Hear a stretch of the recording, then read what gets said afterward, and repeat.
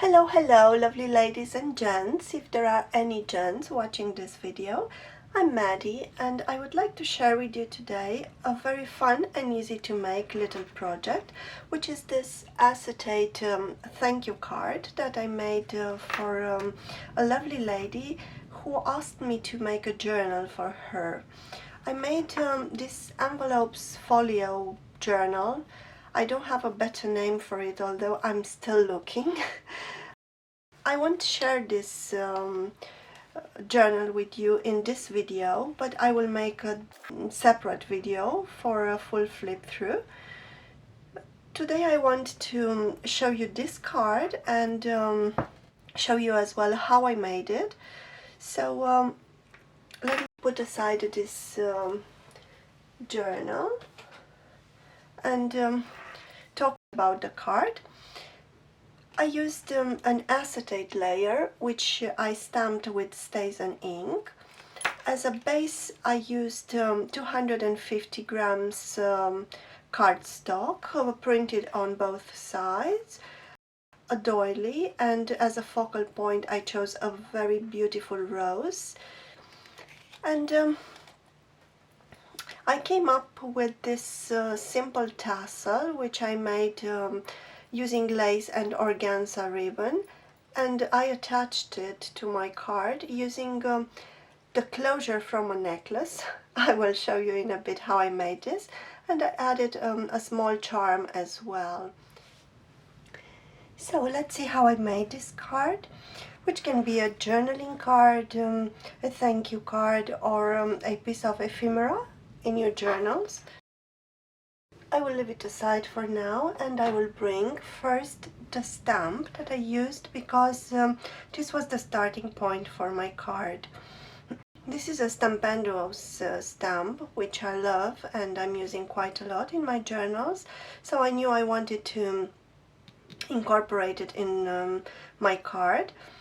And I started by measuring it, and it measures 4.5 by 3. So I made my card only 1/4 of an inch bigger on both the horizontal and the vertical side. So the measurements for my card are 3.25 by 4.75, and as a base for my card I used 250 grams cardstock, which I printed on both sides. A digital design which has crochet doily and pearls. It's a very feminine design, and most important, it's a clear colors design. You can use coffee dyed paper, tea dye, avocado dye paper. You can use scrapbook paper or digital designs printed on cardstock. The choice is yours, but keep in mind that you have to have a light colored background, because that will allow my stamp to be visible on the acetate. If I'm choosing a busy background or a background that has very dark colors, my stamp won't be noticeable on the acetate. So I will cut the base of my card 3.25 by 4.75.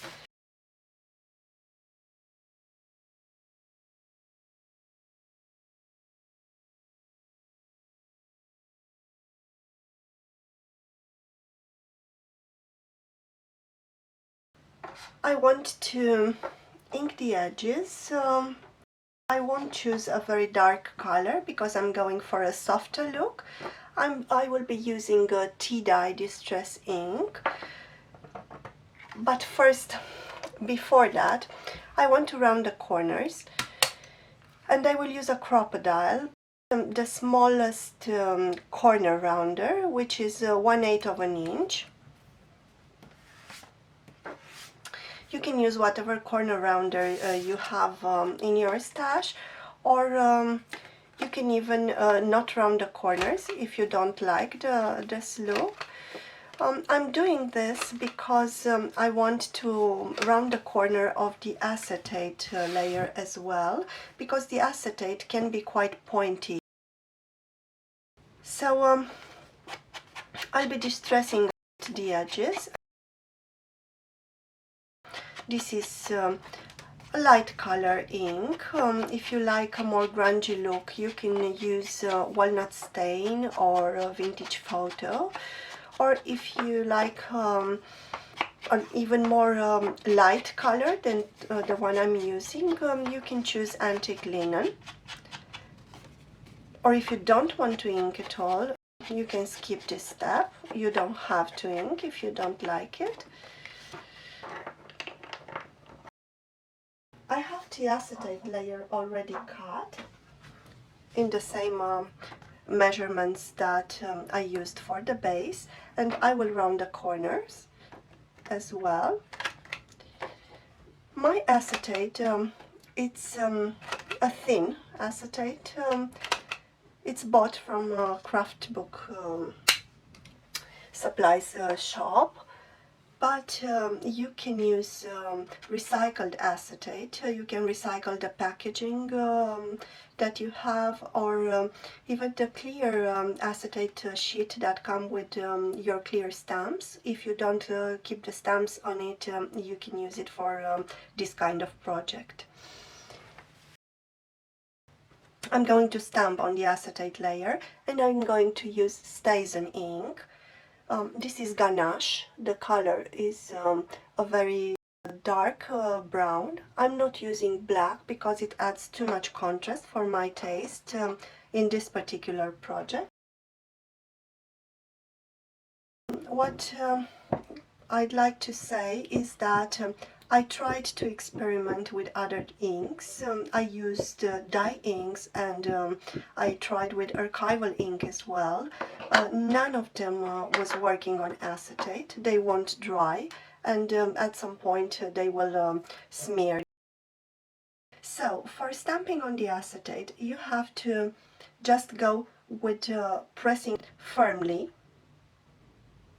without moving the stamp around, because it will make the ink smear.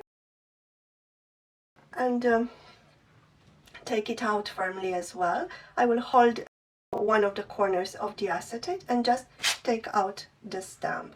It's not complicated. Okay, my impression is pretty good. I will leave it aside to dry for a bit. The StazOn Ink dries pretty quickly, but it still needs a couple of minutes to be completely dry. And in that time, I will just stamp something on the back of my card. I have this Tim Holtz stamp set, which is called Postcards. I chose one of the stamps, and I will use StazOn as well because I have it on hand, but since it's cardstock, you can use dye ink or archival ink as well. Even distress or oxides, whatever ink you have, it will go okay on cardstock.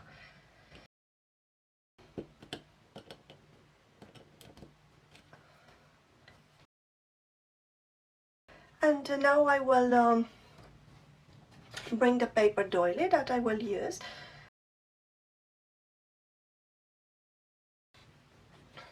I want to have my flowers as my focal point.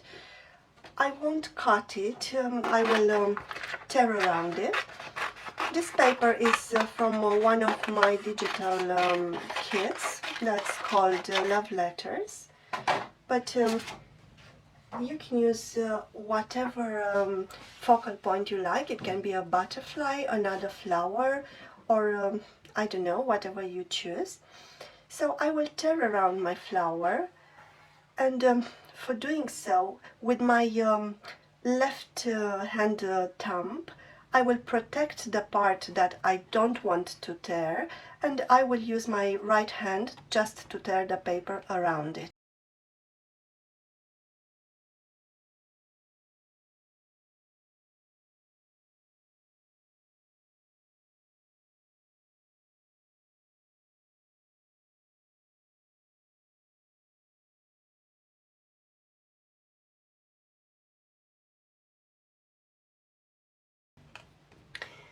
Okay, so I teared around the borders of my flower, and now I want to ink the edges. I will use tea dye ink.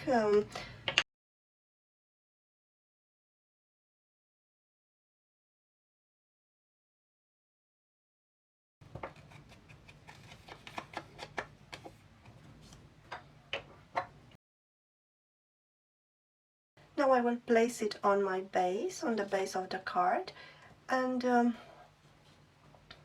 I will arrange the design as I like it, and I think I like it like that. I will use Fabri-Tac for adhering it to the cardstock, but you can use any PVA glue. You can use glue stick as well, or double-sided tape, or whatever you like to use. I have the Fabri-Tac on hand, so that's why I'm using it.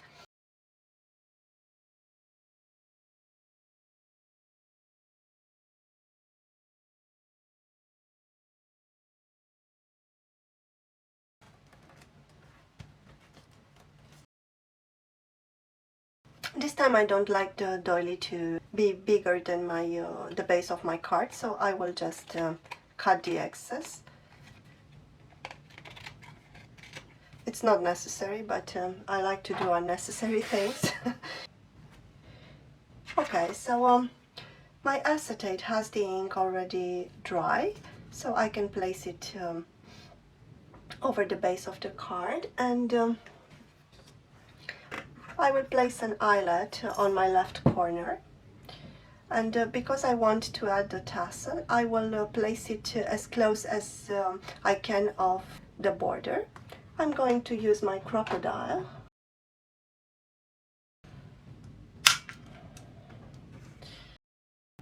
Okay, let's see how I can do this on camera.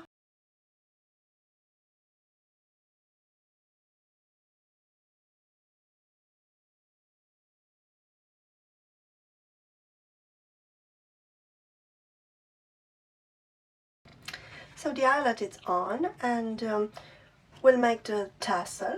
Now I'm using organza ribbon and some lace that I have in my stash.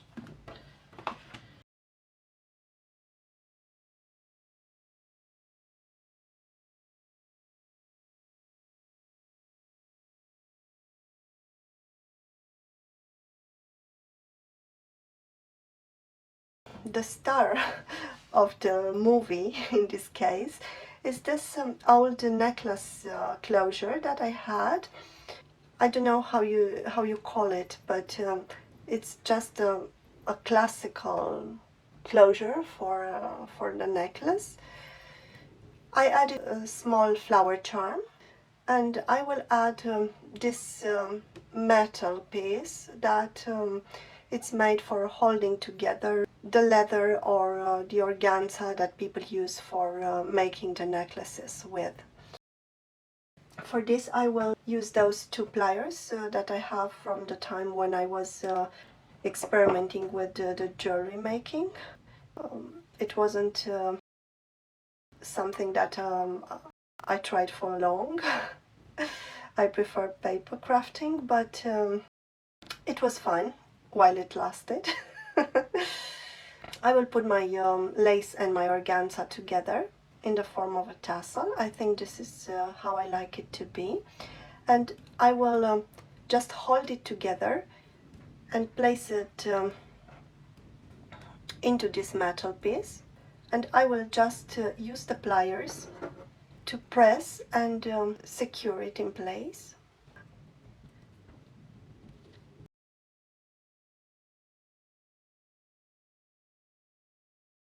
I want to attach it to the chain.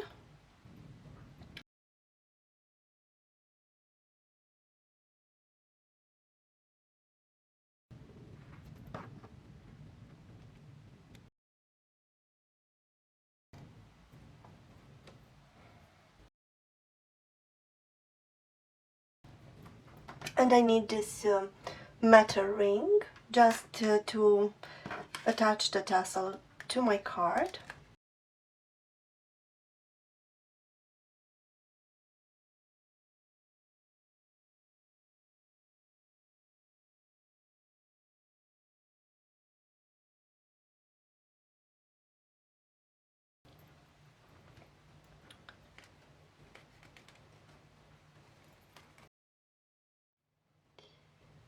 So this is our card ready.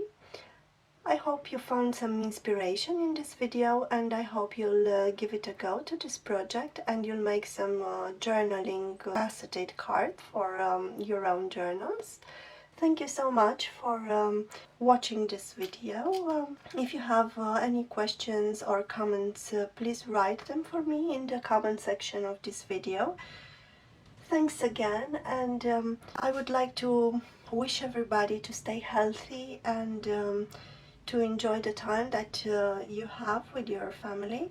Stay calm and enjoy crafting, because that is what brought us together, the passion for crafting. Stay positive and healthy, and I will see you in my next video. Bye bye for now.